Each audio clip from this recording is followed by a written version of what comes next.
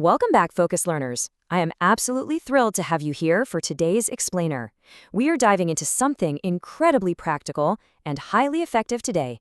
We're going to master Native American English by deconstructing a real everyday workplace conversation.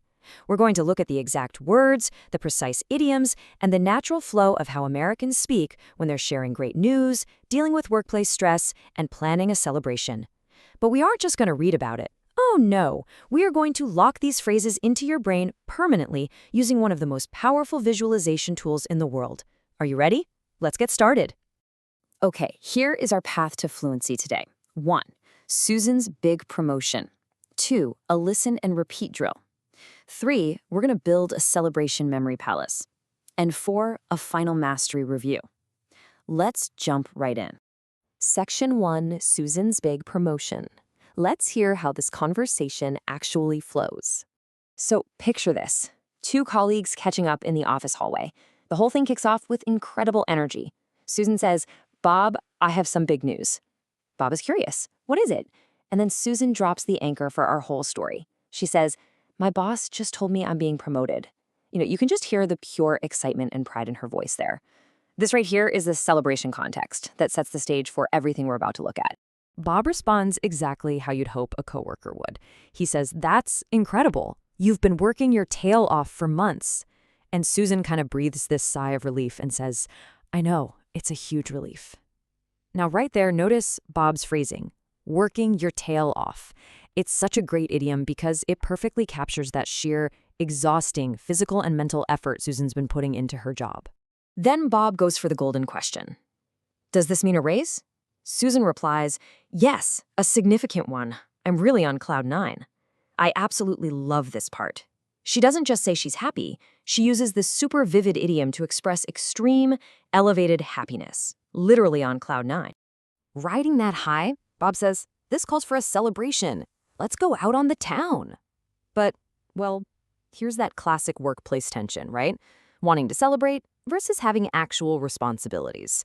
Susan tells him, "That sounds like fun, but first I have to get everything in order at the office." And Bob, being the supportive guy he is, just reassures her, "Don't worry, you'll have plenty of time." And the dialogue wraps up with something I think we can all relate to. Susan sighs deeply and says, "I hope so. I've been so busy, I feel like I'm running on empty." It's literally the perfect conclusion here. She's thrilled about the promotion, obviously, but man, she is utterly exhausted. Section 2, the listen and repeat drill. Now we get to the active learning phase. These 5 idioms, they are the absolute core of our lesson today. If you can master these, your conversational English is going to sound incredibly natural. So I want you to listen closely to my pronunciation and actually repeat directly after me, out loud, wherever you happen to be right now. We'll go slowly and repeat each one exactly 3 times. Ready? Number 1, working your tail off, working your tail off, working your tail off. Number 2, on cloud 9, on cloud 9, on cloud 9. Number 3, go out on the town, go out on the town, go out on the town. Number 4, get everything in order, get everything in order, get everything in order. And finally, number 5, running on empty, running on empty, running on empty. Absolutely excellent job. Section 3, the celebration memory palace. To anchor these phrases permanently, we're going to use the legendary Tony Buzan memory palace technique. It's all about linking, association, and some pretty extreme exaggeration. I want you to imagine your own home right now, specifically your entryway and your living room. We're going to make 5 specific stops: the front door, the hallway light, the coat rack, the living room table, and the couch. Keep that map clearly in your mind. Stop number 1 is the front door, and this represents working your tail off. Imagine walking up and opening your front door. Right there on the floor is this giant, bushy animal tail. It is totally detached, and it's twitching and moving around all on its own, literally panting like it's completely and utterly exhausted from doing intense manual labor. I mean, it is working its tail off.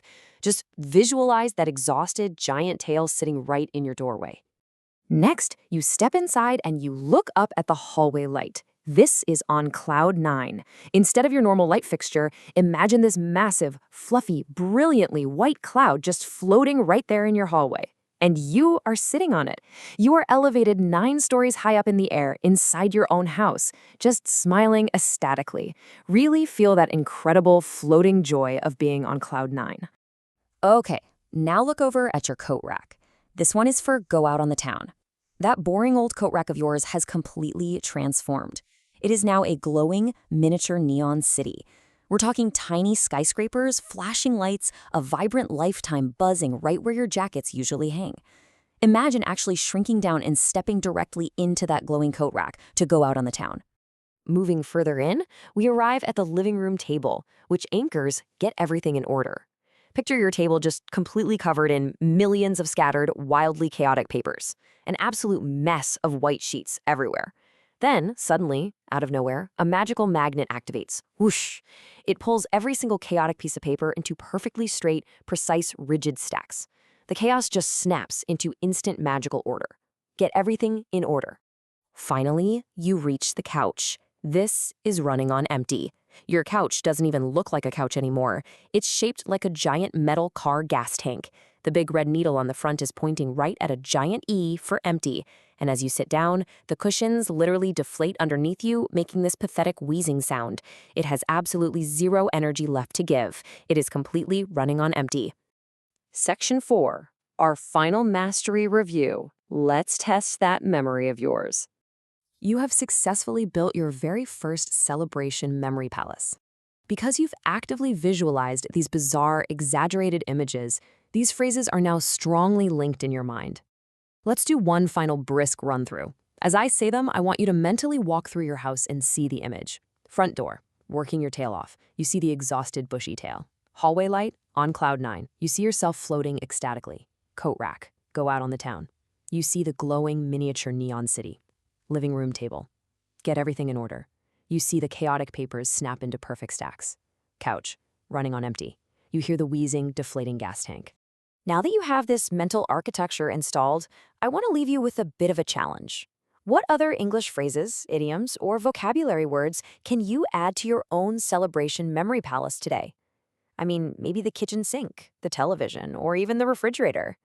You now possess a highly effective, native-level tool for mastering language.